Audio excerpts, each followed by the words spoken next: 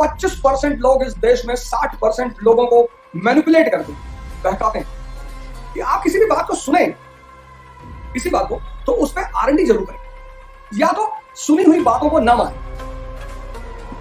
इसलिए कि हर तैयारी करने वाले प्रतिस्पर्धी को, स्टूडेंट नहीं, कॉम्पिटिटर को समाज से अलग होकर रहना चाहिए।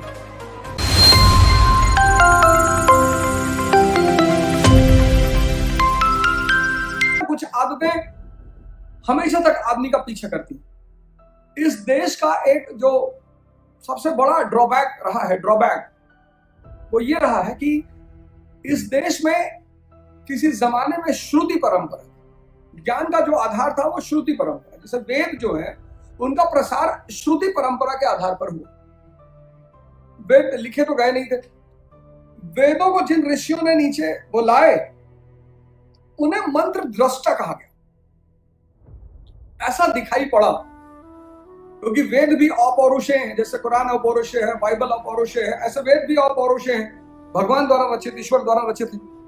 तो उनका जो परंपरा का, जो वैदिक परंपरा का प्रसार हुआ, मतलब जो उन्हें आगे बढ़ाया गया, वो श्रुति परंपरा से बढ़ाया गया, क्योंकि शिक्षा का अधिकार सबके पास था नहीं। और लेखन परंपरा काफी बाद में विकसित हुई, लिखने की पद्धति काफी बाद में विकसित हुई। 6th सेंचुरी आसपास, 6th सेंचुरी BC लिखने की कला का विकास हुआ। हालांकि मानते हैं कि इंडस वैली सिविलाइजेशन में भी थी, लेकिन हमारे पास कोई एविडेंस अभी नहीं है और हम उनकी लिपि को अनुवादित भी नहीं कर पाए, मतलब हम उसे डिसाइफर नहीं कर पाए।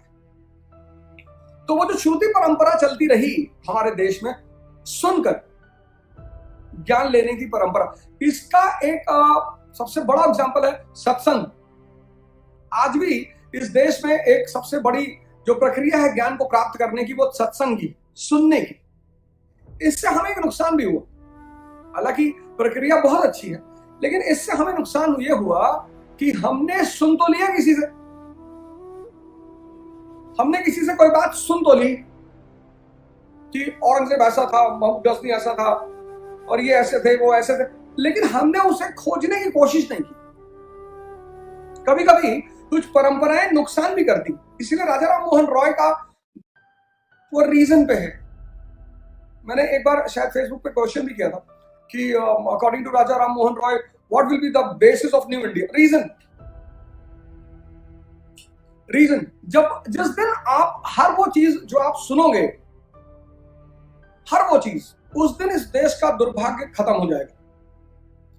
क्योंकि जिस दिन ये काम करोगे, जिस दिन आप कोई चीज सुनोगे और उसे पता करने की कोशिश करोगे ऑथेंटिक सोर्सेस से, उस दिन इस देश का दुर्भाग्य खत्म हो जाएगा। क्योंकि 25% लोग इस देश में 60% लोगों को मैनिपुलेट करते हैं। 10% वो है जो परेशान है, जो जानते हैं कि ये सब मैनिपुलेशन है, झूठ है, गलत चल रहा है। नेहरू जी को कभी टारगेट कर देते हैं, महान प्रधानमंत्रियों में से एक है सर, महान नेताओं में से एक है। आप उनकी इवन जो उनके ऊपर क्रिटिसिज्म की किताब लिखी, द गॉड हु फेल्ड, वो उसमें उनकी बड़ाई करने से लेखक नहीं बच पा रहा। मतलब नेहरू जी पे जो क्रिटिसिज्म की अच्छी किताबों में से एक है, वो है द गॉड हु फेल्ड। अगर आप उस किताब को पढ़ेंगे तो आपको वो लिखी गई है नेहरू को क्रिटिसाइज करने के लिए, नेहरू के उन चीजों को पकड़ने के लिए, लेकिन वहां भी वो इतनी बड़ा व्यक्तित्व है कि वहां भी वो व्यक्ति पूरी तरह से नेहरू को मतलब गलत साबित नहीं कर पाए। वैसे भी राजनीति में, राजशाही में क्रिटिक्स जो है, क्रिटिसिज्म एक बड़ा प्यारा वर्ड है। अब तो लोगों ने उसका मतलब गाली निकाल लिया कि गाली दो, और ये सब क्रिटिसिज्म नहीं होता।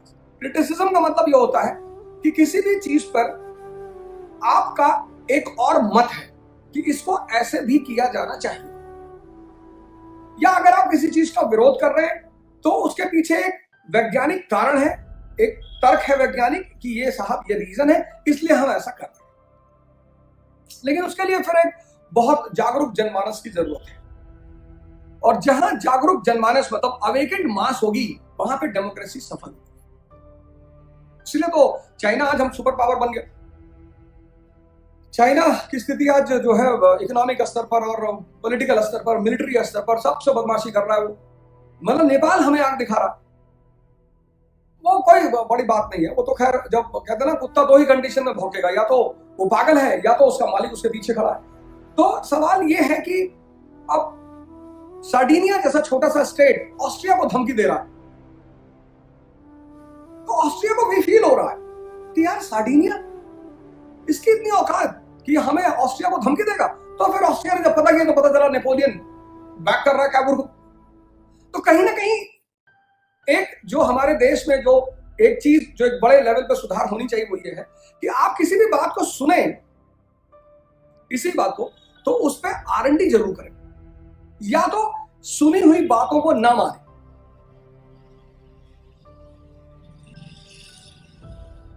25% लोग इस देश में 60% लोगों को मैनिपुलेट करते हैं, बहकाते हैं। वो 10% समझदार अगर किसी भी तरफ से बोल देते हैं, वो दोनों तरफ से गाली खाते हैं। आप किसी भी चीज की जब तैयारी करें तो फाउंडेशन को मजबूत बनाएं, बिल्डिंग बहुत अच्छी बनी। पहले तो ये जान लें कल्चर क्या है, कल्चर को क्यों पढ़ना है। अब हिंदी में वर्ड है संस्कार, जो परिवार से रिलेटेड है। किसी भी परिवार की स्थिति वहां के उसके लोगों के संस्कारों से पता चलती है। जैसे संस्कार का संबंध फैमिली से है, परिवार से है, ऐसे संस्कृति का संबंध राष्ट्र से है। Culture is related to nation, और कल्चर जितना महान होगा वो कंट्री उतनी ही महान होगी। तो जैसे संस्कृति जुड़ी हुई है परिवार से, मतलब etiquette is related to family, ऐसे ही संस्कृत जैसे संस्कार जुड़ा हुआ है परिवार से, etiquette is related to family, ऐसे ही संस्कृति और कल्चर जुड़ी हुई है नेशन से। अब क्या क्या चीजें आती हैं कल्चर में, ये दूसरा इंपॉर्टेंट बात। कल्चर में आती है आर्किटेक्चर। हाँ, मैं बता रहा था कि 2 चीजें आपको पढ़नी पड़ेंगी बेस बनाने के लिए। मैं आता हूं उस पर, कौन सी 2 चीजें आपको पढ़नी पड़ेगी। तो सबसे पहली चीज जो कल्चर में आती है वो है आर्किटेक्चर, बहुत इंपॉर्टेंट। सब पता चलेगा आपको कि राम मंदिर और ये सब सारी कहानी आपको पता चलेगी, समझ में आएगी। और समझ में जब आपको चीजें आने लगेंगी तो फिर दुनिया में रहना मुश्किल हो जाएगा। तो आपका IAS बनना जरूरी है, मंत्री बनना जरूरी है, आपको सिविल लाइंस में रहना जरूरी है। जब भी समझ में आने लगेगा और आम आदमी के साथ रहोगे तब आप बहुत परेशान हो जाओगे। उसकी सोच ही अजीब गजब है। ये जो 2 डिवीजन है ना, एरिस्टोक्रेसी और कॉमन पीपल, ये कयामत तक चलेगा सर। कोई नहीं डाल सकता, कोई नहीं रोक सकता, कोई नहीं बदल सकता। उसकी वजह यह है कि इन दोनों का जो डिवीजन है उसका जो मेन बेसिस है वो है अंडरस्टैंडिंग, एजुकेशन नहीं। एजुकेशन अंडरस्टैंडिंग पर काम करती है।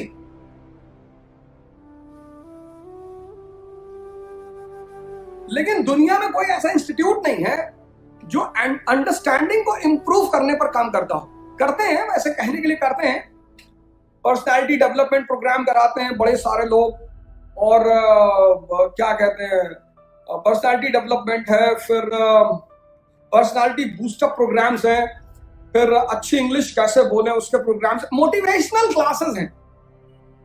हमारे पास हैं 10-12 लोग, कर दो इनको मोटिवेट। मोटिवेशन मजदूरों के लिए होता है।